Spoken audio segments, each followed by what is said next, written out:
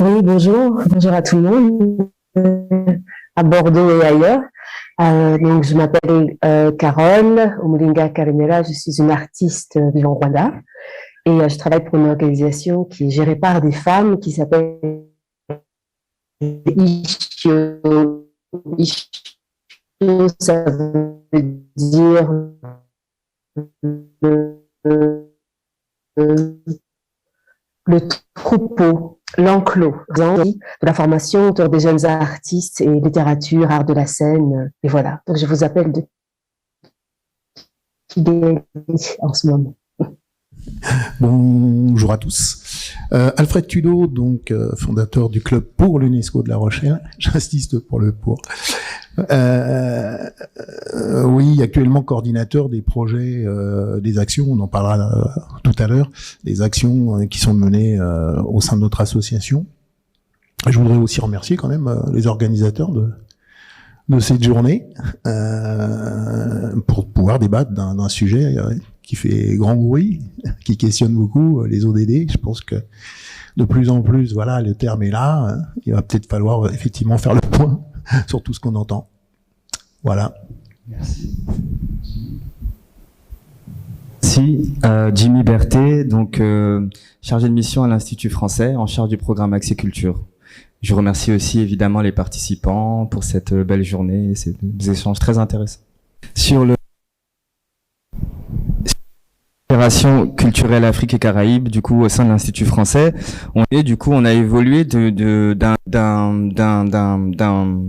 mission qui avait pour objectif d'accompagner les artistes à une mission maintenant qui a pour objectif d'accompagner les opérateurs, qui en cascade, du coup, sont amenés à accompagner des artistes à nouveau et accompagner la société civile, etc. Le programme Accès Culture, il est né au début du confinement, en 2020, de la volonté de l'Institut français et de l'AFD, l'Agence française de développement, qui avait une ambition 100% lien social et avec cette demande a rencontré celle de l'Institut français qui avait du coup cette envie d'accompagner des opérateurs et non plus des artistes directement. Donc en 2020, le programme Accès Culture a démarré. On a démarré du coup avec certaines difficultés parce que ça a démarré en plein confinement, mais à la fois c'était une aubaine, c'était le moyen pour des opérateurs et des moyens aussi pour la coopération de faire un peu peau neuve dans ce contexte qui était très flou et dans ce contexte où on disait voilà, Accès Culture est là. Et l'idée d'Accès Culture, c'était de dire on a envie que des projets en binôme, du coup des opérateurs africains et des opérateurs français. Quand on dit français, ça va de l'opérateur bordelais à l'opérateur de la Guadeloupe ou qui est installé à Mayotte.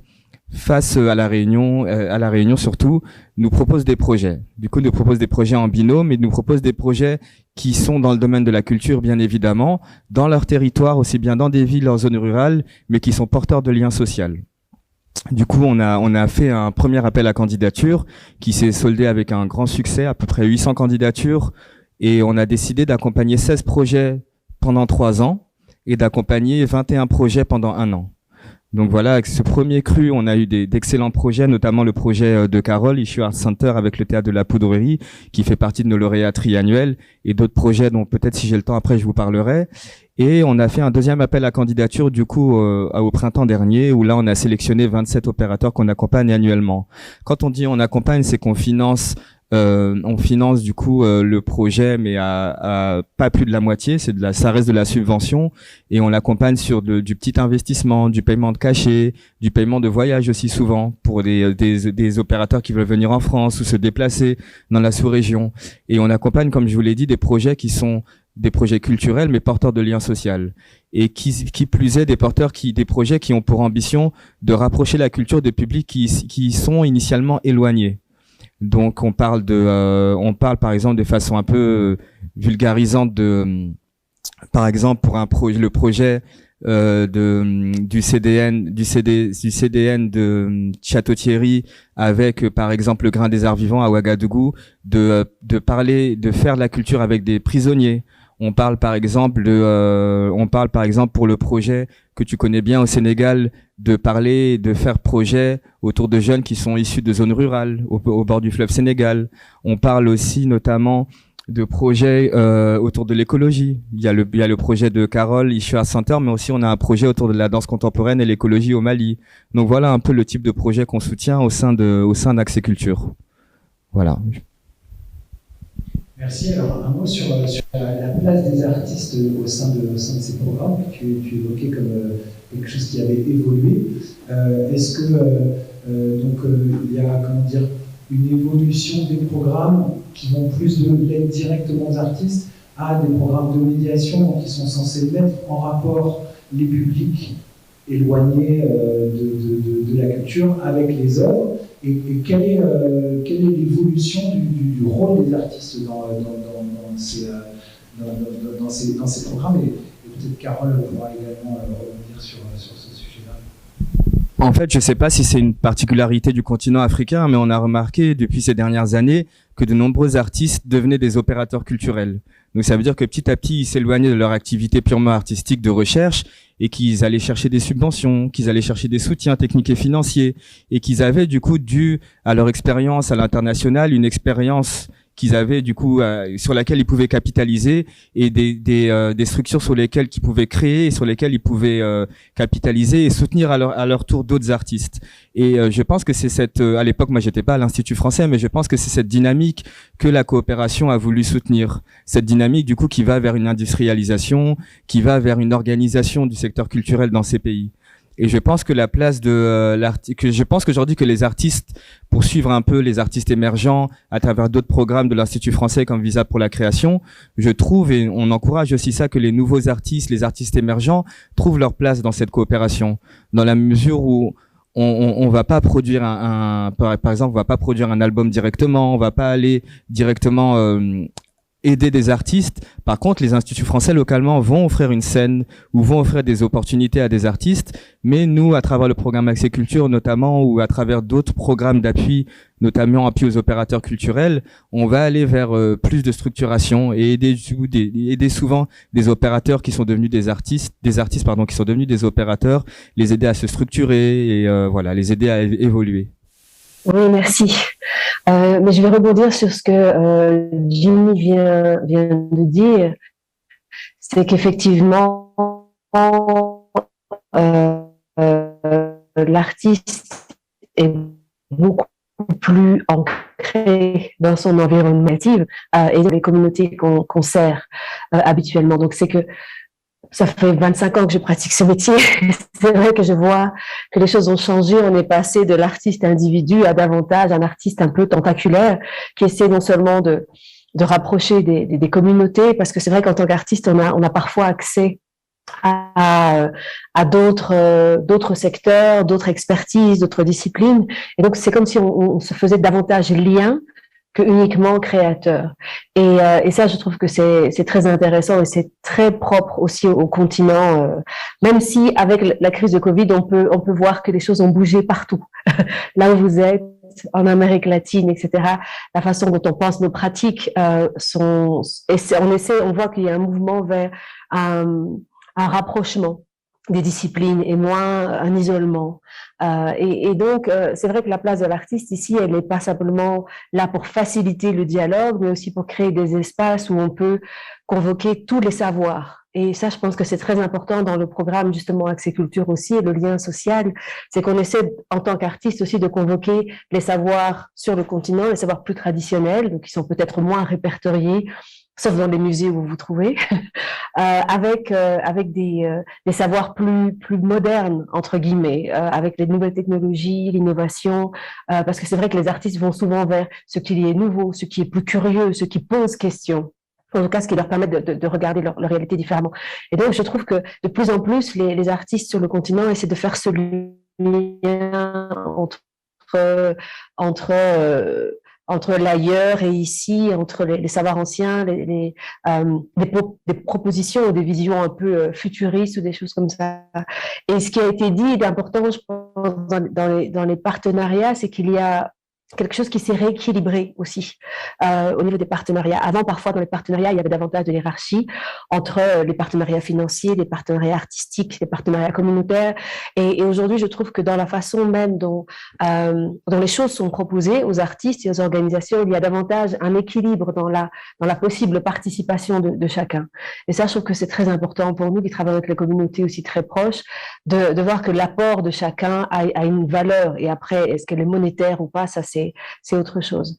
Et dans les enjeux de la coopération, ben voilà, on pense souvent en coopération nord-sud. Ça veut pas dire qu'il faut arrêter ces sens sud-est, nord-ouest, sud, sud-est, etc. Donc il y a une autre façon d'envisager le monde qui n'est pas uniquement regarder vers au-dessus, regarder vers le bas, les regards sont davantage croisés, avec beaucoup plus de dialogue. Donc voilà, je trouve ça c'est très intéressant. Et justement, un des projets qu'on a proposé à l'Agence française de développement et à l'Institut français, on est heureux qu'il ait pris avec le théâtre de la Poudrerie, c'est justement cet aspect plus accès à, participation à, pour la mise en œuvre, enfin, notamment avec le théâtre de la Poudrerie, avec des cercles scientifiques, avec des cercles philosophiques, avec des institutions publiques aussi. Davantage possible. Et je pense que les artistes, voilà, pas se greffent, mais sont davantage des facilitateurs que même si le mot que n'est pas correct, que créateur.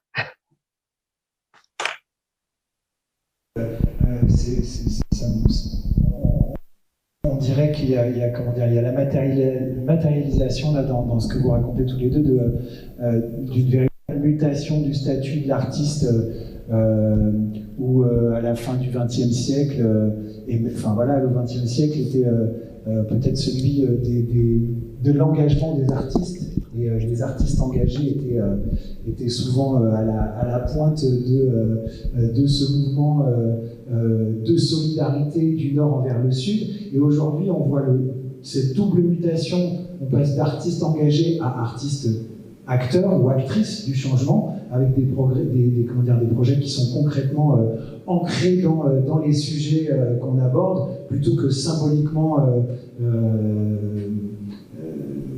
qui flotte au-dessus, et à la fois cette notion de réciprocité qui émerge de plus en plus, et donc un peu de dialogue interculturel qui commence à émerger dans ces projets de coopération.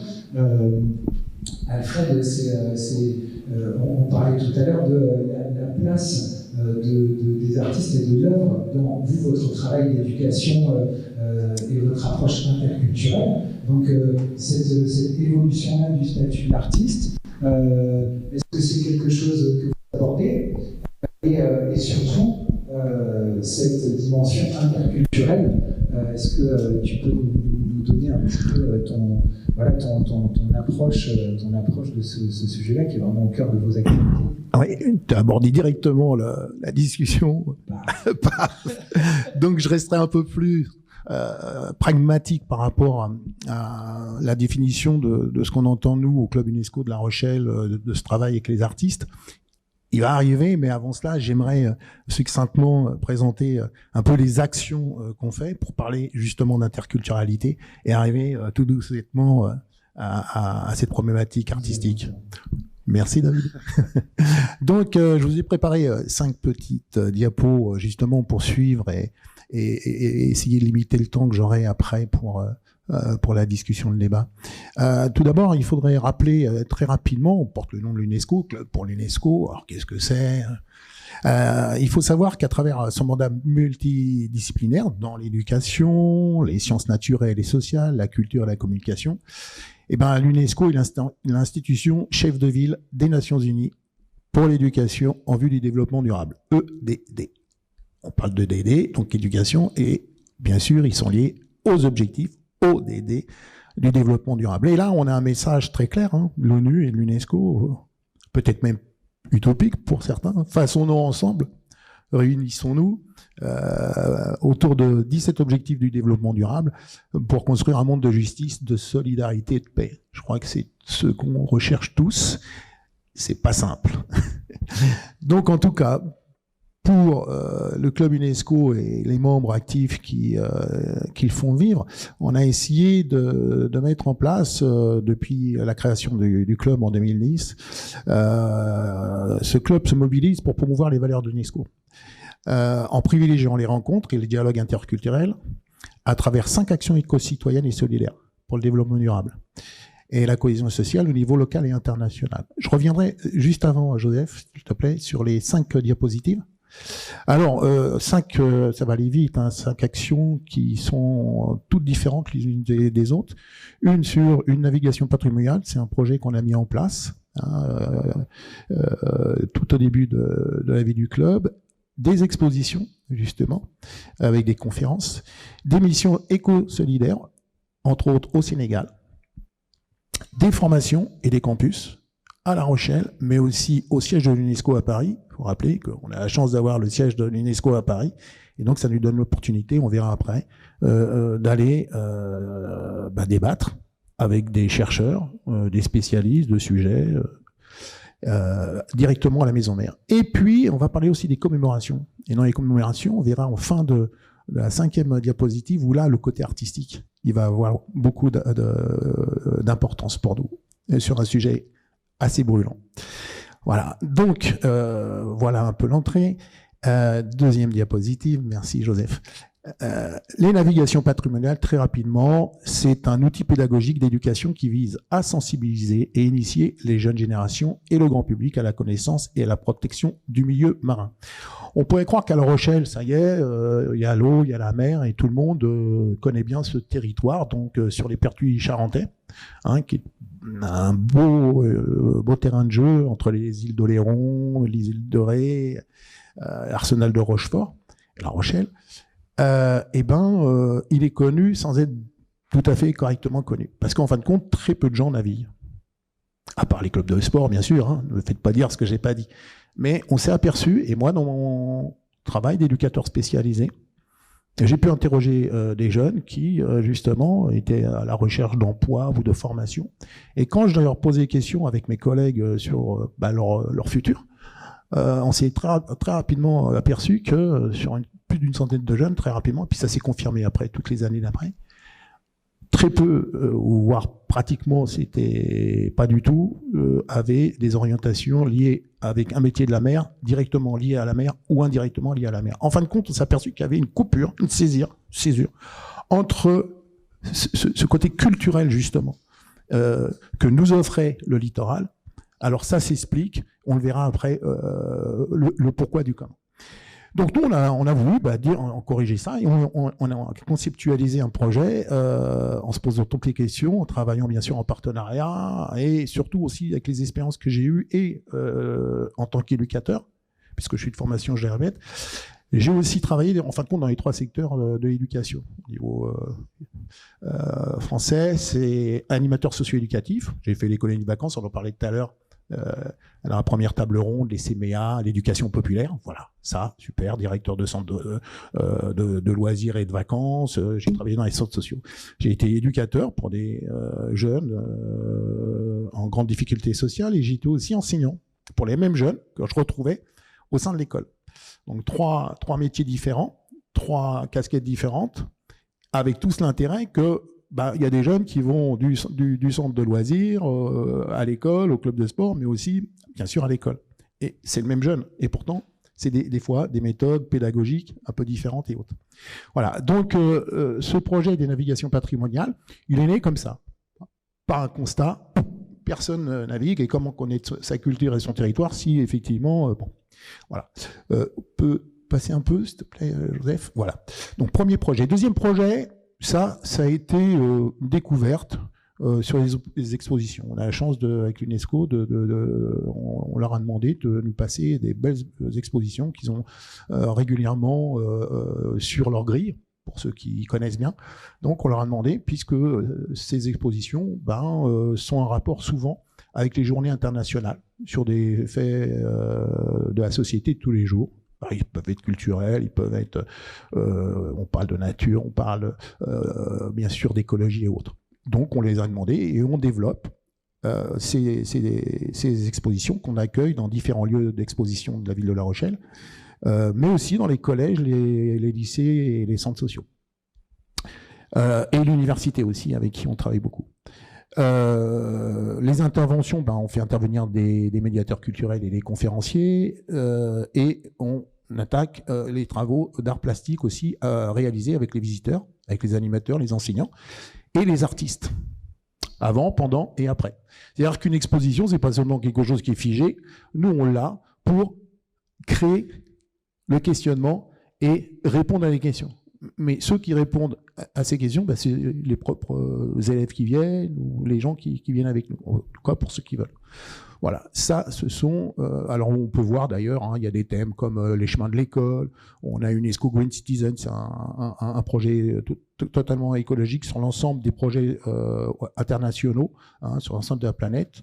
On a travaillé sur la paix. Vous voyez, ça, ce sont aussi des projets liés aux journées internationales. On trouve, il y en a pratiquement 147 dans l'année. Voilà, on y reviendra. Troisième projet qui nous tient à cœur, c'est la solidarité internationale. C'est une mission d'écotourisme responsable et solidaire qu'on a avec un village d'Oussouy près de Ziguinchor, en Casamance, au Sénégal, et qu'on a développé depuis maintenant plus de 7 ans. Des services civiques qui sont avec nous partent en mission là-bas. On expliquera ce qu'ils peuvent y faire et on a le contact donc pour essayer d'échanger et d'avoir ce fameux dialogue interculturel, mais à travers justement des actions sur le terrain. Alors on peut aussi avancer un peu, on va les citer vite fait, comme ça on sera plus concret, sur des pratiques de maraîchage par exemple bio. Tout est à la demande du village, on n'impose rien, il y a des besoins et nous on essaie d'y répondre. On lui a demandé par exemple, parce qu'il y a des problèmes de gestion d'entreprise, de petites entreprises, comment on faisait pour gérer tout ça, de la menuiserie, de l'informatique, de la permaculture, permaculture, ça lui parle en ce moment ici, c'est plus facile de le faire peut-être en Afrique, peut-être que peut-être ici en France, et replantation de mangroves, entre autres. Mais on va aussi faire, quelque part, des navigations patrimoniales. Tiens, on revient, c'est-à-dire que c'est pas un projet franco-français, c'est quelque chose qui s'exporte. Voilà. Et ça, je tenais à le dire. Voilà. Quatrième,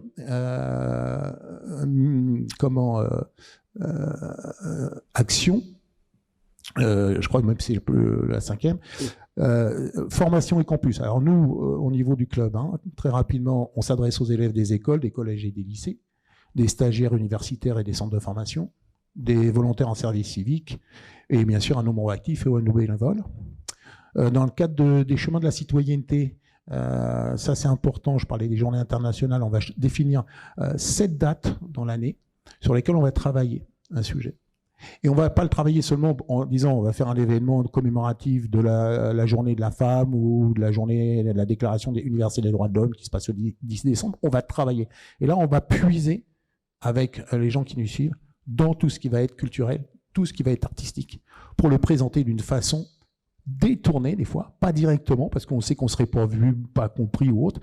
On va être dans la possibilité de présenter, de faire de l'étonnement pour arriver à ce qu'on voulait. Le but, c'est qu'on en parle, qu'on le vive et que ça fasse avancer. Et j'ai un sujet, je voulais vous en parler tout à l'heure, sur les journées de commémoration. Cette année, on s'est aperçu que dans les commémorations, entre autres du 10 mai, je ne sais pas si ça vous parle, c'est sur l'esclavage, la loi Taubira et autres. On s'est aperçu que tous les ans, on est à une petite cinquantaine de personnes, un peu toujours les mêmes, ça tourne, alors qu'on voudrait que la ville de La Rochelle soit beaucoup plus impliquée, etc. C'est dur, c'est pas évident. Il faut réfléchir et voir pourquoi les gens viennent pas plus à cette commémoration-là que d'autres. On fait aussi la Shoah par rapport à la Seconde Guerre mondiale et autres, et on s'aperçoit que de plus en plus, il y a de moins en moins de personnes qui viennent. Or, un pays qui ne connaît pas son histoire, qui ne sait pas où il va à ce niveau-là, ne transmet pas c'est les histoires souvent douloureuses, on le sait très bien que c'est pratiquement quelque chose qui va se renouveler, et ça, on a malheureusement des tristes exemples tout au long de l'humanité, l'histoire de l'humanité. Alors, cette année, par exemple, on faisait une exposition qu'on a mis en place, qu'on a créée avec la ville de La Rochelle, sur les étoiles noires. Les étoiles noires qui étaient une exposition, en fin de compte, en référence au livre de Lilian Thuram, à un moment donné, qui a créé une fondation sur toutes les problématiques du racisme et des discriminations que connaissaient les gens de couleur. Et on a, cette année, tiré un des personnages de cette expo, qui s'appelle le Chevalier Saint-Georges. C'est un mulâtre de maman sénégalaise et d'un papa planteur. Il se trouve que ce personnage est quelque chose qui impressionne tout le monde quand on connaît son histoire. Ce monsieur a vécu pendant la Révolution française, il est juste avant, un peu plus avant, mais ce personnage était connu comme le Mozart de l'époque. Autant de Mozart. Mozart est contemporain au Chevalier Saint-Georges. Non seulement c'était le plus grand violoniste peut-être d'Europe, compositeur et chef d'orchestre, mais il avait plein d'autres cordes à son arc, comme on dit. Il était très très fort aussi en escrime. Il était aussi mousquetaire du roi. Il a combattu d'ailleurs pendant la Révolution française à la frontière belge ou hollandaise pour justement que la Révolution puisse aboutir. Et ce personnage a complètement disparu.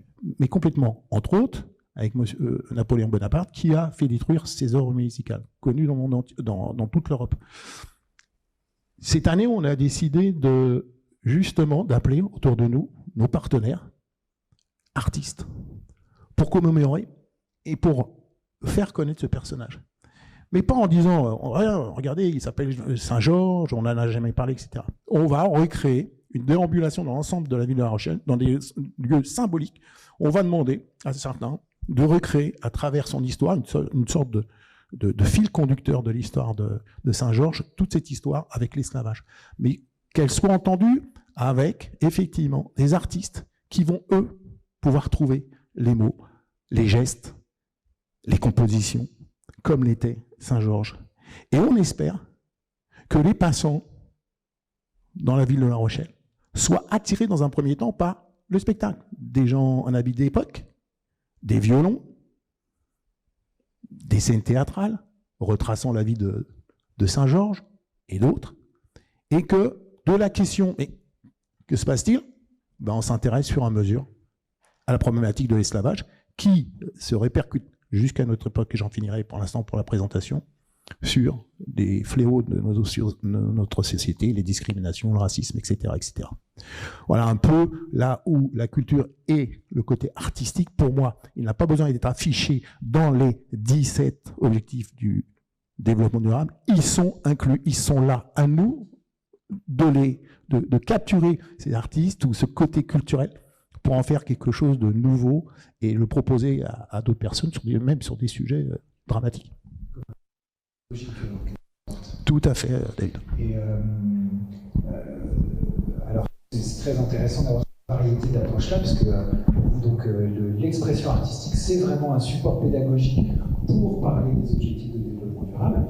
Et du côté du projet créé par Carole, on est dans une approche qui est un tout petit peu différente, c'est-à-dire que l'idée est au cœur de la création du projet, avec une forte dimension participative. Est-ce que Carole, tu peux nous dire quelques mots de la manière dont le projet a sa racine, est ancré dans les objectifs de développement durable, et comment est-ce que la dimension participative et interactive avec les populations, donc les deux côtés, les deux pôles qui coopèrent, sont impliqués. Merci.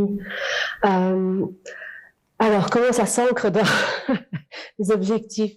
C'est difficile de dissocier, en fait, les objectifs de développement durable de nos réalités activités, qu'elles soient maintenant en France ou au Rwanda, disons qu'avec le théâtre de la Poudrerie qui est ancré donc à Sevran et Kigali, on a des réalités évidemment fondamentalement, en tout cas en apparence, opposées, avec une ville voilà très très urbaine en périphérie de Paris, avec des challenges qui ne sont pas les nôtres ici à Kigali, et puis Kigali, voilà, qui est dans une autre dynamique. Mais plus on discutait avec l'équipe du Théâtre de la Poudrerie et l'équipe de Isho, plus on s'est rendu compte qu'en fait, autour de nous, se posaient les mêmes questions. Autour de nous, on pouvait observer des mêmes réflexions, des mêmes pratiques et des choses qui pouvaient inspirer, pas simplement les gens directement autour de nous, mais même au-delà. Donc, c'est-à-dire comment est-ce qu'on fait en sorte avec cette question d'objectif de développement durable, c'est-à-dire un développement, je crois, pour tous et qui peut enrichir tout le monde plus ou moins de la même façon. Comment est-ce qu'on fait pour mettre au centre des discussions, mais tout ce qui pose problème, en tout cas tout ce qui peut être en tension entre un développement écologique et une sauvegarde de l'écologie et un développement par exemple économique, ce qui est par exemple un point commun entre Sevran et Kigali. Donc comment est-ce qu'on fait pour en même temps poser la question de la pauvreté et en même temps poser la question de la sauvegarde de l'environnement? Comment est-ce qu'on fait pour poser la question de la surconsommation et de l'envie de consommer plus? Comment est-ce qu'on fait pour poser la question des gestions des déchets entre super polluants et moins polluants? Donc, on avait vraiment au cœur du projet Kesho, d'abord l'envie d'abord de mettre en valeur, parce que souvent quand on parle d'écologie avec nos citoyens, nos concitoyens, on a trop souvent tendance, je pense en tout cas parfois nos institutions, à ne pas valoriser ce qui est déjà là, mais plutôt à sanctionner de manière très différente parfois. Les activités qui ne sont pas fondamentalement écologiques, propres, etc. Donc, on a eu d'abord envie de mettre en dialogue des communautés comme l'association, par exemple, de Sherifa, Rougemont Solidarité, qui collecte les invendus, qui prépare des repas pour les personnes les moins fortunées, etc. Et de mettre en écho des pratiques ici, comme on a au Rwanda, comme on a le Muganda, où tous les derniers samedis du mois, on a la gestion de l'environnement par toute une population. On s'est dit comment s'inspirer en fait, comment se regarder différemment. Je pense que les objectifs de développement durable, c'est toute une histoire, c'est une affaire de regard d'abord. Comment regarder un problème éventuellement en s'inspirant de solutions qui ont été pensées ailleurs ou qui ont été pensées avant, qui ont été oubliées ou qui ont été occultées pour des raisons diverses. Donc, dans le projet Kesho, il y a vraiment ça. Il y a aussi comment faire en sorte, comment décloisonner. Je pense que la question de l'accès, elle est là, l'accès à l'information. On le sait aujourd'hui, quand on parle d'écologie ou de développement durable, qu'il y a énormément de scientifiques qui ont pensé toutes ces questions-là depuis plusieurs décennies et qui n'ont pas été entendus ou entendus par une petite portion de la population qui a accès à cette information-là. Donc, comment faire en sorte que les sciences exactes, les sciences humaines, en tout cas les experts, les grands docteurs, dialoguent directement avec les personnes qui ont à cœur aussi cette réflexion-là au niveau de leur colline, de leur quartier, de leur ville ou même de leur pays. Et donc, on a vraiment eu à cœur de décloisonner tout ça, de mettre à disposition des uns et des autres ce que les uns faisaient pour inspirer aussi les autres. Donc, par exemple, un travail qui a été fait au Théâtre de la Poudrerie, qui est aussi merveilleux avec le collectif Gongle et aussi avec Bruno Latour, c'est de poser des questions éventuellement qui fâchent ou de dire aux gens il faut absolument changer, essayer de comprendre mieux l'environnement dans lequel ils évoluent. Quelles sont les tensions, quelles sont les controverses, quelles sont les choses sur lesquelles on peut potentiellement agir si on a le temps d'y réfléchir. Et donc c'est vraiment ça qui est au cœur du projet Kesho aussi, c'est comment créer un espace qui soit un espace fertile pour la discussion, pour la réflexion, qui ne met pas les conflits, parce que nous sommes en conflit avec la nature. En tout cas, elle est très sympa avec nous pour l'instant, mais ça ne va pas durer très longtemps, je crois. Donc, comment est-ce qu'on peut dire fondamentalement, voilà, j'aimerais faire mieux, mais je n'ai pas les moyens. Ou mon voisin fait ceci, j'aimerais pouvoir faire la même chose, mais je ne sais pas comment. Ou j'ai entendu ceci à la radio, mais comment est-ce que ce qui est pensé là-bas a des répercussions sur notre présent et comment est-ce qu'on peut aussi informer ou contribuer à cette réflexion-là, aussi bonne soit soit-il, mais avec nos pratiques. Parce qu'il y a parfois aussi ça, des tensions entre des grandes décisions qui sont fondamentalement très informées, concertées à la virgule près par les plus grandes instances et les personnes les plus informées, en tout cas les plus éduquées. Je ne sais pas comment dire ça, en tout cas, mais et parfois la réalité des gens. Donc c'est vraiment un travail citoyen qu'on fait. Donc c'est à ce niveau-là que la participation, elle est fondamentale dans le travail que la Poudrerie fait, en travaillant sur des petites formes dans les maisons des gens, dans les quartiers, comme nous on le fait dans les bananeraies ici ou dans la rue, pour essayer d'inviter et à reconnaître la force de proposition de chacun. Et nous, les artistes, on est là pour faciliter et pour apprendre énormément, parce qu'il y a tellement de choses qu'on ignore, parce qu'on travaille dans nos théâtres, dans nos boîtes noires ou dans nos studios, et parfois on pense être inspiré alors qu'il y a, comme l'herbe ici dehors ou comme sur les collines, il y a tellement de choses qui sont déjà là, qui nous préexistent et qu'on a oubliées, ou dont on ne connaît plus les codes. Donc on essaie vraiment de faire appel à en tout cas de réveiller cette intelligence collective, ces savoirs collectifs, et de les mettre en résonance et en écho. Et donc là, on échange, par exemple, avec Internet, parce que Covid nous a vraiment un peu ralenti, mais c'est pas plus grave que ça, parce qu'aujourd'hui, on a quand même accès à Internet, où qu'on soit plus ou moins dans le monde, même si c'est pas tout à fait démocratique. Cette justice-là aussi, il faudra en parler un jour aussi. Mais c'est vraiment comment est-ce qu'on fait justice à ce que les gens font, à ce que les gens pensent, à ce que les gens ressentent, et on crée des espaces pour que ce soit entendu, amplifié, partagé, et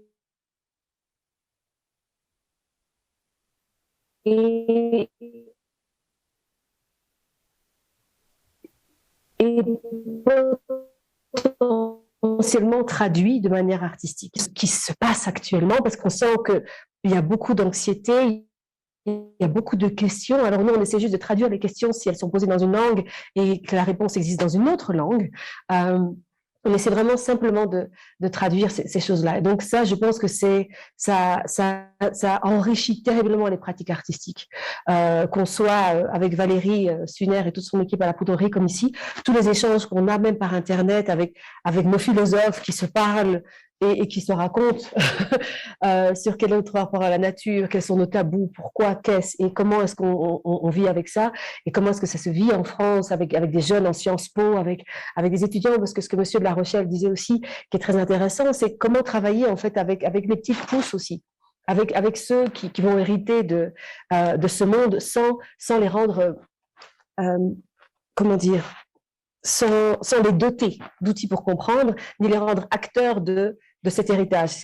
Ils vont pas recevoir simplement une bombe sur la tête ou une maison à transporter comme ça parce qu'on saura plus où s'asseoir et où vivre, mais il faut les doter aujourd'hui, qu'ils aient 6 ans, 10 ans, 15 ans, qu'ils soient scolarisés ou non, qu'ils parlent anglais, français, swahili, fan, peu importe. Mais en tout cas, on peut aller puiser et leur dire que là où ils sont, ils peuvent être acteurs de changement. Donc tout ce qu'on essaie de faire, c'est vraiment faire circuler les choses. On a l'impression qu'il y a beaucoup d'endroits dans le monde et dans nos pratiques artistiques, parce que je parle très modestement de ce que nous on fait, qui sont parfois sclérosés ou qui sont parfois pensés de manière très cadrée ou trop étroite, disons-le. Et donc là, tout ce qu'on essaie de faire, c'est d'emmener de l'air, de la respiration et d'avoir un dialogue culturel, interculturel, intergénérationnel autour des choses qui touchent absolument tout le monde aujourd'hui. Et ça, c'est un des aspects les plus terribles et les plus beaux parfois d'une pandémie, c'est que elle rappelle en fait, c'est comme un équaliseur, elle rappelle un peu notre condition simple et passagère sur cette terre et comment est-ce qu'on est vraiment fondamentalement liés les uns aux autres et de rappeler aussi des absurdités, mais sans se dire qu'on n'a pas le pouvoir de les changer, de rappeler les énormités, mais de se dire qu'on a tous le pouvoir vraiment d'agir. Et donc c'est vraiment ça qu'on essaie de faire avec la communauté des artistes aujourd'hui. Et je pense que des questions, comme monsieur l'a dit tout à l'heure, de service civiques sont des choses terriblement importantes. Peut-être qu'il faudrait penser différemment les services civiques aujourd'hui. Nous, on a notre service civique tous les samedis, tous les derniers samedis du mois, mais comment est-ce que faire rentrer dans une pratique quotidienne, régulière, parce que les habitudes, ça se change terriblement facilement, contrairement à ce qu'on pense, que ça devienne aussi naturel de prendre soin les uns des autres, comme des uns de la nature du reste du vivant au quotidien. Comment est-ce que chaque jour on peut mettre un peu plus de bienveillance vis-à-vis les uns des autres, davantage de justice dans les rapports de partenariat, de coopération, de tout ça. Et s'il y a bien une chose aussi que l'écologie nous apprend aujourd'hui, c'est que cette injustice, entre guillemets, pandémique, elle rappelle un peu ce déséquilibre dans lequel on vit un peu tous comme ça. Je ne vais pas pencher mon écran, mais c'est un peu ça depuis un certain temps. Donc, c'est essayer de ramener un petit peu de l'équilibre et surtout dans le calme et dans la sérénité et pas dans l'anxiété ni dans le jugement. Et je pense que c'est là qu'on peut vraiment agir, la communauté des artistes actuellement. En tout cas, sur la mobilité, c'est vrai que c'est une question qui se pose particulièrement sur le continent africain, sur du coup la non-mobilité souvent d'artistes africains, parce que du coup, et je pense que vous le savez, Carole pourra compléter, en tout cas on a un vrai problème sur la capacité du coup souvent financière et technique des artistes, sur leur capacité à déjà bouger en Afrique et pouvoir se déplacer en Afrique, dans la mesure où on a 2 hubs principalement qui sont Casablanca et Addis Abeba, c'est Addis Abeba, où à part ça, il faut faire des escales, il faut faire de très longues escales souvent, il faut faire tout un détour souvent pour aller dans 2 pays qui sont frontaliers, et souvent ça coûte très cher. Souvent ça coûte plus cher de voyager en Afrique plutôt que de voyager en Europe et en Afrique. Donc c'est souvent on s'adresse du coup à des artistes émergents, nous l'Institut français, et souvent il est difficile pour des artistes émergents de financer un voyage pour faire une résidence ou pour aller se produire sur des scènes, etc. Donc c'est un problème qui est très actuel et il est plutôt traité sous cet angle-là, c'est-à-dire comment allons-nous favoriser la mobilité des artistes, nous en tant qu'institutionnels français, et comment allons-nous, quand je dis favoriser leur déplacement, il est aussi question de les encourager. C'est-à-dire d'encourager un artiste sénégalais à aller au Tchad, encourager un artiste malien à aller voir ce qui se fait aussi dans des pays anglophones comme le Ghana, le Nigeria, etc. Pour nous, l'enjeu aujourd'hui, il est là, à travers notamment la création d'un fonds Sahel qui existe depuis maintenant, pour ne pas me tromper, peut-être 1 ou 2 mois, et un fonds aussi de mobilité Caraïbes pour encourager aussi les artistes qui sont dans le Caraïbes à voyager dans les Caraïbes aussi, aller voir ce qui se passe dans les Caraïbes, faire les rencontres professionnelles, faire des résidences. Donc c'est une question qui est brûlante d'actualité et sur laquelle nous on s'est positionné. Mais là où on a le Covid a forcé aussi à se poser une autre question, c'est-à-dire est-ce que c'est bien d'encourager les mobilités, mais est-ce que toutes les mobilités entre guillemets se valent?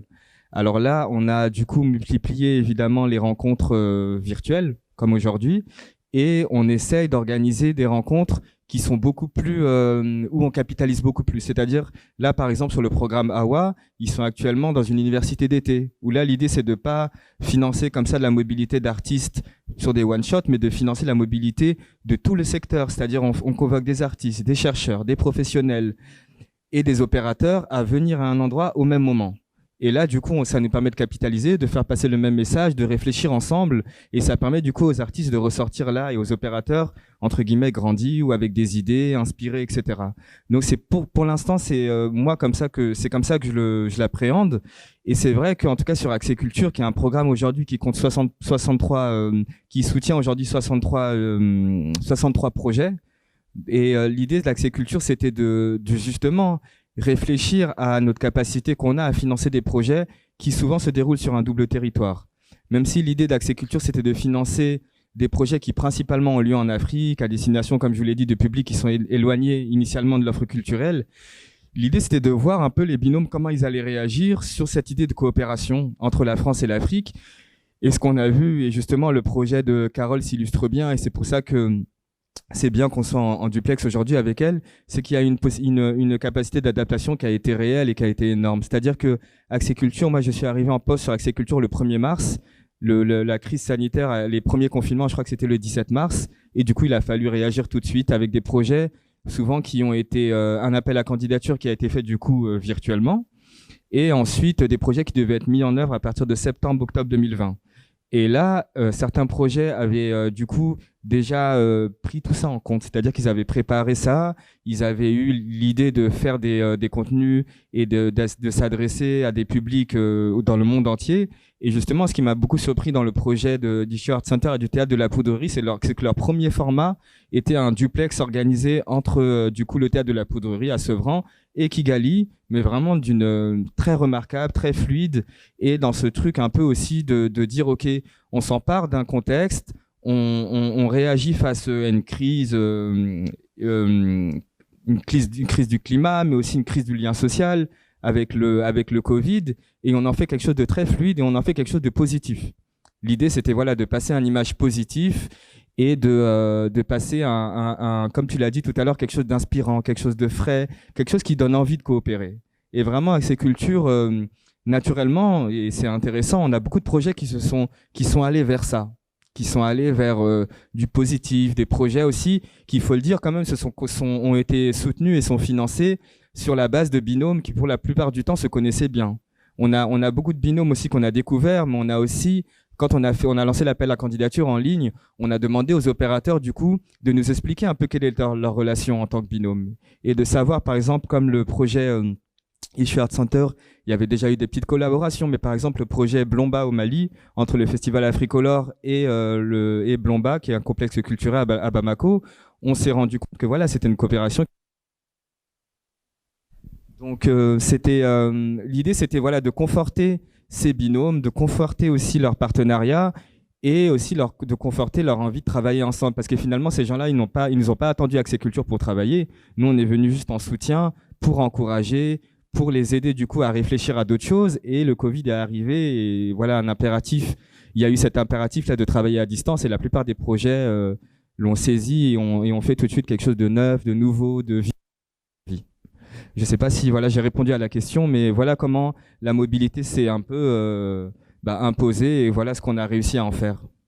Si ça répond bien, c'est-à-dire que vous êtes encore dans vraiment favoriser la mobilité pour permettre l'émergence d'artistes en développement, mais pas encore dans une dimension d'éco-conditionnalité des aides.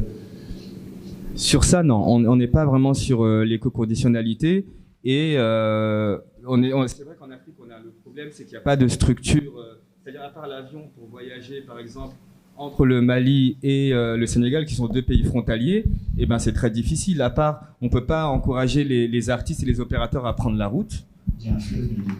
Il y a un fleuve, il est pas navigable. Moi, j'ai fait la route et j'aimerais pas le recommander parce que du coup, quand même, il y a des accidents sur la route.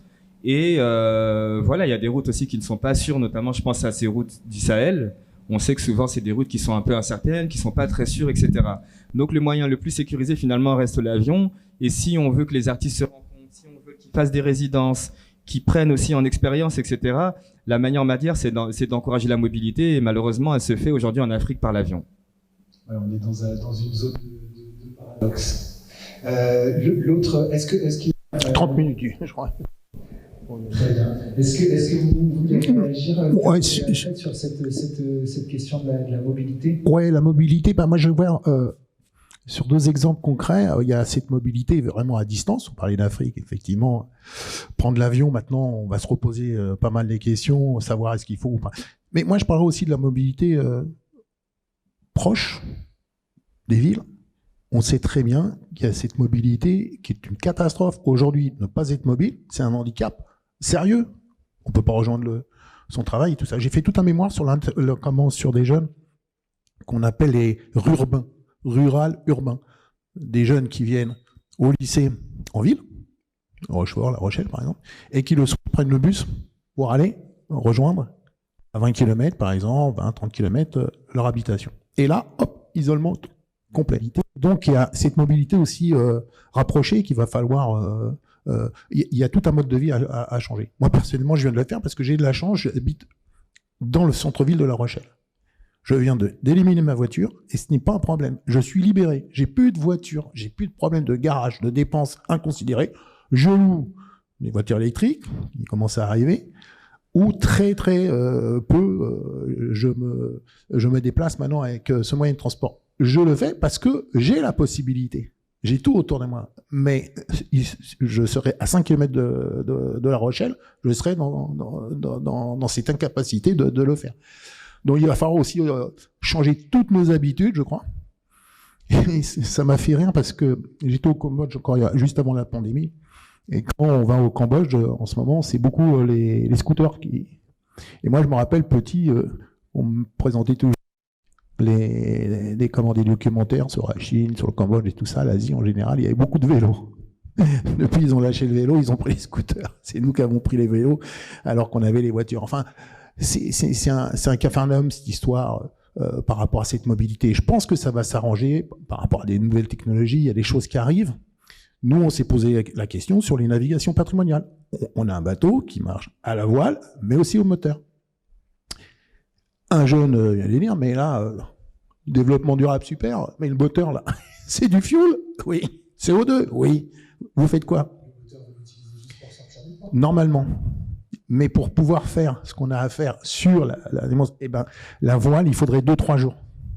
Donc, alors, la question, elle était déjà, je crois que entre le moment où on découvre le problème, est-ce qu'on va réfléchir avec le capitaine qui est aussi propriétaire du bateau? Oui, on pense à l'hydrogène, on passe à l'électricité. Et de moins en moins à l'électricité, mais de plus en plus à l'hydrogène. Voilà, il y a des technologies qui arrivent, il va falloir les remplacer aussi, ça va être un enjeu terrible, mais on a des solutions qui arrivent. Donc, de ce côté-là, je perds pas trop espoir. Je pense qu'on va pouvoir, d'ici 2030, avoir réglé, si on le veut, hein, beaucoup de ces problèmes. Certains diraient non, électrique, c'est encore les etc., etc. Donc je suis pas assez expert dans tous ces chiffres, mais il y a des pistes, je pense. Après, voilà, cette mobilité, on le sait. Si on l'a pas et qu'on peut pas échanger au niveau de l'interculturalité, alors il y a toujours quand même aussi la possibilité aussi, et Carole en est la preuve. Elle n'est pas avec nous, mais elle est quand même avec nous, même physiquement, mais par écran interposé. Donc voilà, ça donne aussi envie de la rencontrer un jour, mais peut-être que après tout, aujourd'hui, Carole, je la vois, elle est souriante, elle nous voit, elle nous entend. Voilà, on n'avait peut-être pas besoin de se déplacer, etc. Mais un jour, j'espère bien la rencontrer quand même. Hein. Et là, on voit en vous écoutant la difficulté qu'on a toutes et tous à profondément changer nos pratiques pour non seulement dépasser ce stade de la sensibilisation, de la pédagogie, de l'éducation, pour aller nous-mêmes dans nos pratiques dans le sens des objectifs de développement durable. Donc on est un peu au cœur de la question. Est-ce que Carole, tu souhaitais réagir sur cette question de mobilité et sinon, je voulais vous faire réagir également sur la question de l'altérité et l'interculturalité locale, donc et du lien des diasporas et des communautés expatriées partout, hein, et quel lien, quel pont est-ce que les opérateurs tissent ou pensent tisser avec ces communautés? Je vais peut-être réagir aux deux en même temps, comme ça je ne prends pas trop de temps. Par rapport à la mobilité, évidemment cette question de justice, elle existe d'injustice, elle existe depuis déjà très très longtemps. On sait que certains opérateurs n'ont pas la possibilité de bouger, aussi talentueux soient-ils, parce que dans le pays où ils sont, il n'y a pas d'ambassade, bien les accords bilatéraux sont compliqués, les accès aux visas, enfin, cette question-là, on la connaît depuis très très longtemps, mais c'est vrai qu'il existe des mécanismes aussi de solidarité qui se mettent en place par rapport à ça. Je vais prendre un exemple tout simple. Par exemple, on travaille dans le théâtre jeune public notamment. Donc, on a des équipes qui peuvent avoir des visas pour l'Europe, d'autres non. Certains qui peuvent avoir des visas pour l'Afrique du Sud, d'autres non. Certains pour Tunis, d'autres non. Donc, ça veut dire que ça fait quelques années qu'on s'est rendu compte de cette réalité-là, de cette impossibilité-là. Donc, on a simplement doublé les équipes en disant, voilà, si le même spectacle est invité éventuellement en Europe, c'est une autre équipe qui va à Kampala ou bien à Carthage. Et les bénéfices sont partagés entre toutes les personnes de l'équipe. Donc, c'est-à-dire comment est-ce qu'on fait pour que ce ne soit pas non plus un frein à la collaboration régionale, parce que il peut y avoir de l'envie, il y a toujours les mêmes personnes qu'on connaît à l'ambassade, les ambassadeurs connaissent tel, ne connaissent pas tel autre, ou bien les coopérations connaissent tel et pas tel autre, et donc ce sont des choses avec lesquelles les opérateurs doivent coopérer tout le temps, en fait, gérer un peu en permanence.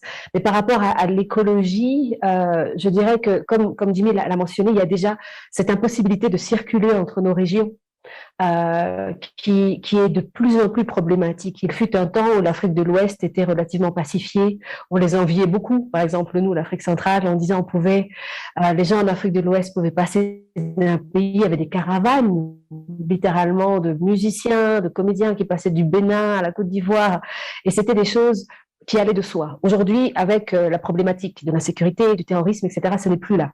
Donc, comment faire pour que les gens puissent, parce que la mobilité, pour la plupart des opérateurs culturels africains, est aussi liée à une question de survie économique. Donc, c'est-à-dire que c'est à l'extérieur souvent qu'on génère des revenus qui nous permettent de réinvestir à l'intérieur et à nos familles de vivre plus longtemps. Donc, on ne peut pas séparer la mobilité de l'économique. Et donc, comment est-ce qu'on fait pour mettre le poids économique et le poids écologique? Donc, c'est de plus en plus difficile. Jimmy a proposé déjà quelque chose d'important, c'est ne plus venir pour une semaine. Je pense que ça, on est d'accord.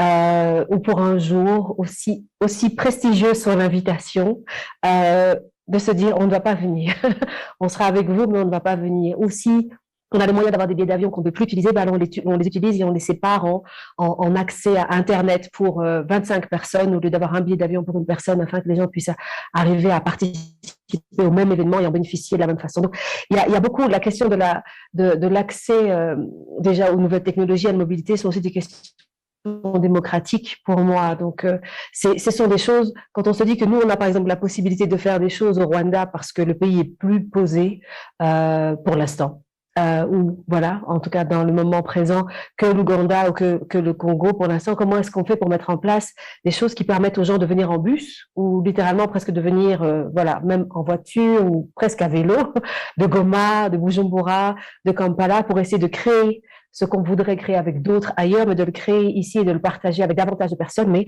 dans un territoire plus proche. Et donc, ça permettra à plus de gens d'y avoir accès. La question des résidences par rapport à la mobilité est très importante. Je sais qu'il y a beaucoup d'opérateurs à l'étranger qui réfléchissent tous ensemble à comment créer des espaces de résidence qui permettent aux artistes de bénéficier de manière beaucoup plus importante de leur séjour s'ils viennent. Mais la question aussi de pourquoi il y a si peu de résidences dans le Sud? C'est aussi une vraie question. Sachant que les lieux de résidence sont aussi des lieux de contexte, de création, de compréhension d'un environnement sociopolitique, etc., ou même écologique, etc. Donc, c'est fondamentalement quand on crée, et ça, c'est quelque chose qu'on essaie de faire de plus en plus dans les mécanismes de coopération, d'essayer de se dire, est-ce qu'on peut créer de manière pas équitable, mais égale entre deux territoires, et pas un seul? Est-ce que on peut penser la scénographie pour circuler dans nos pays en pensant si éventuellement il n'y a pas d'électricité, s'il y a une coupure d'eau, etc., etc. Donc, est-ce qu'on peut avoir des pratiques qui soient moins polluantes, moins énergivores, qui consomment moins de financement pour pouvoir faire davantage et permettre aux gens d'avoir plus accès à. Et effectivement, la question de mobilité, comme Monsieur de La Rochelle l'a dit aussi, c'est parfois au sein des mêmes villes.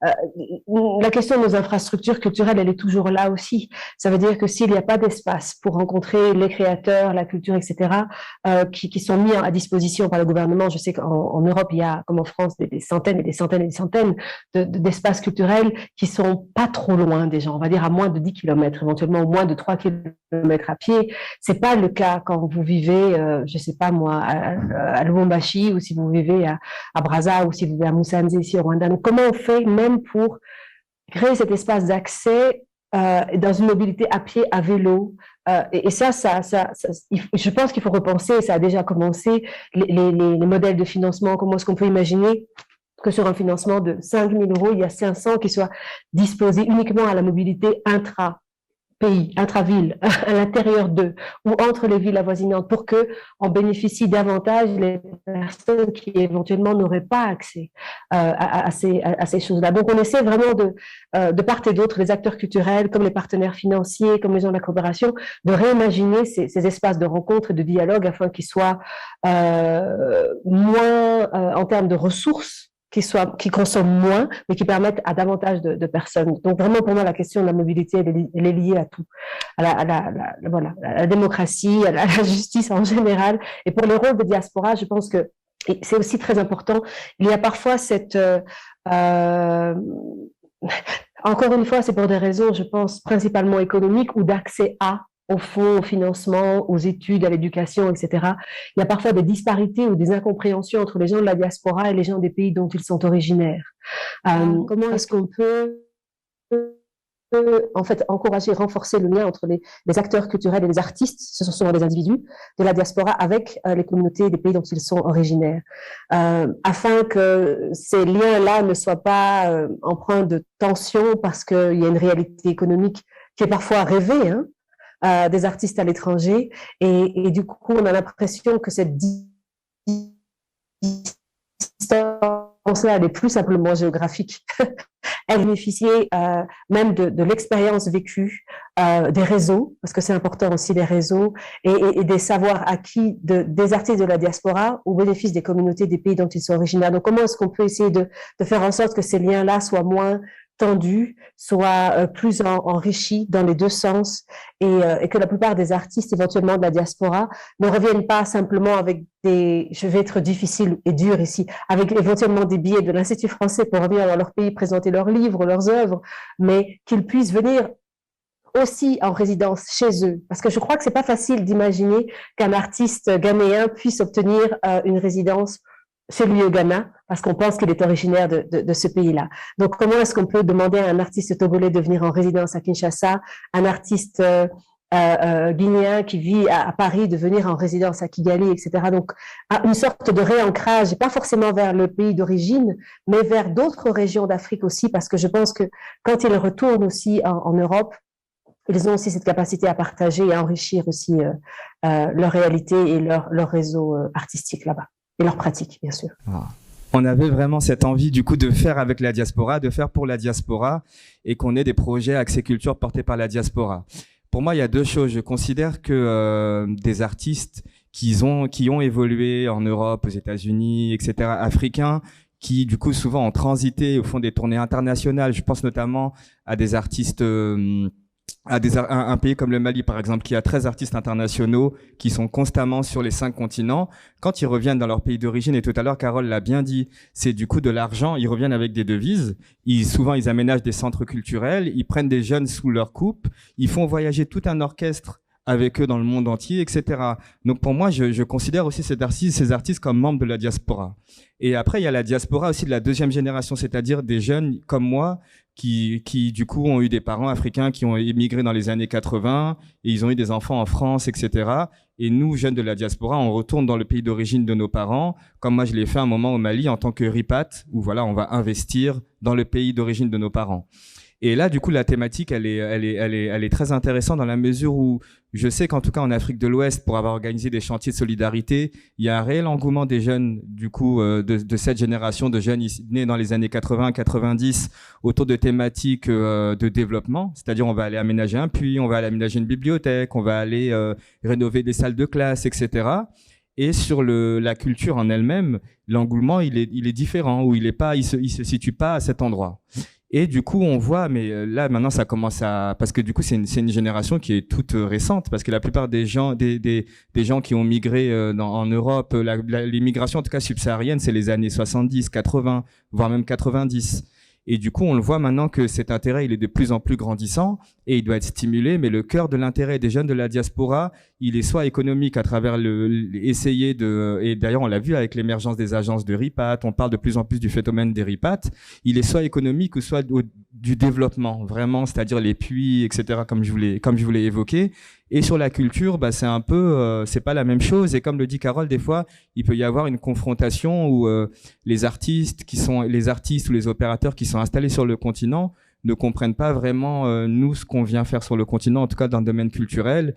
Et la plupart du temps aussi, il y a du coup, comme je vous l'ai dit, ce phénomène qui est très important en Afrique de jeunes, d'artistes que moi je considère comme de la diaspora qui ont fait le tour du monde et qui reviennent dans leur pays d'origine pour monter un centre culturel, pour réaliser des activités ou même monter des résidences. Et on en a beaucoup dans nos lauréats Accès Culture.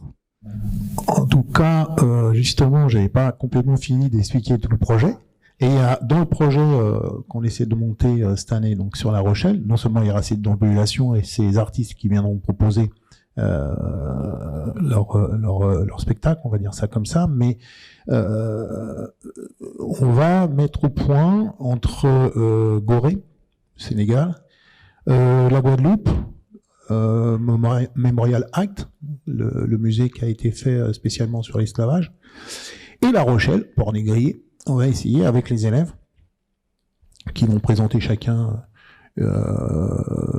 Justement, on va revenir sur ce que j'ai entendu tout à l'heure sur la première table ronde, sur des élèves qui vont pouvoir faire des plaidoiries justement concernant cette période jusqu'à notre époque. Donc, on va faire ce zoom là à distance. Et je pense que la rencontre sera là et l'interculturalité justement sur ce sujet-là. Entre la Guadeloupe, imaginez, les Africains à Gorée et en France, les jeunes Français, voilà, changement de micro. Je crois que là, on rentre dans le vif du sujet. Et vous me parliez de diaspora que j'ai vu, moi, en 2016, toutes réunies des 4 mois du monde, toujours pareil, au siège de l'UNESCO. Et je reviens... pour finir, en tout cas pour moi, sur justement le rôle et l'importance du monde artistique. Sur le sujet de la commémoration d'esclavage, on a tous une limite dans l'horreur, comme une éponge. Quand c'est trop, on fuit, on revient pas. Moi, j'ai réfléchi, pourquoi les gens ne reviennent pas quand ils ont fait une commémoration, que ce soit de l'esclavage, de la Shoah ou autre. C'est parce qu'à un moment donné, on peut plus boire. Et surtout, à part le 14 juillet, je crois que c'est la seule commémoration où les gens finissent à danser et à tirer le feu de l'artifice, on peut pas repartir, point, on a commémoré, on s'est pris tout ce qui est innommable et partir. Et c'est là où l'artiste rentre en jeu. Et j'ai vu ça à l'UNESCO. Une journée fantastique. Il y avait des débats, des présentations de choses dures. Mais à chaque fois, vous avez bien timé. Il y avait des artistes qui rentraient en jeu, qui nous permettaient cette respiration, et on se regardait, on parlait, on avait envie. Juste avant qu'ils fassent leur spectacle, on pouvait pas. Leur présentation se met en place, musique, danse, lecture, etc. Et on se retrouvait, on arrivait. C'était plus si lourd que ça. Donc pour moi, la place de l'artiste est fondamentale. Si à cause du déplacement, de la mobilité, on peut plus avoir nos artistes africains d'Asie ou d'Amérique. Si nous-mêmes, très proches, localement, on peut pas se déplacer, parce que même à 10 km, on peut pas aller dans la salle nationale de La Rochelle, parce qu'on peut pas prendre le bus, ça va être une catastrophe. Ça, c'est le vrai péril. De pouvoir respirer ce que nous apporte le monde artistique. Ça, par contre, c'est vraiment... Et il faut qu'il arrive vite, parce qu'on sort d'un confinement, et on a bien vu ce qui nous manquait le plus. Hein. Merci. Alors, pour remercier à toutes et tous pour votre participation. Pour terminer, je voudrais donc l'Observatoire de l'Institut des Afriques qui est apparaître sur les diasporas artistiques et culturelles africaines en France, et également l'excellente exposition qu'on a pu visiter entre les deux tables rondes du photographe Fabrice Montet qui est ici au Muséum. Jusqu'à quand ? Jusqu'au 2 janvier, que je vous invite à venir découvrir. C'est vraiment un très beau travail sur le fond, et les tirages et l'exposition sont en plus très très réussis, ce qui est assez rare pour être souligné. Merci beaucoup à toutes et à tous de nous avoir suivis. À SOCOP et l'Institut des Afriques d'avoir organisé ces deux tables rondes, et au Muséum de nous avoir accueillis. Merci, au revoir à toutes et à tous.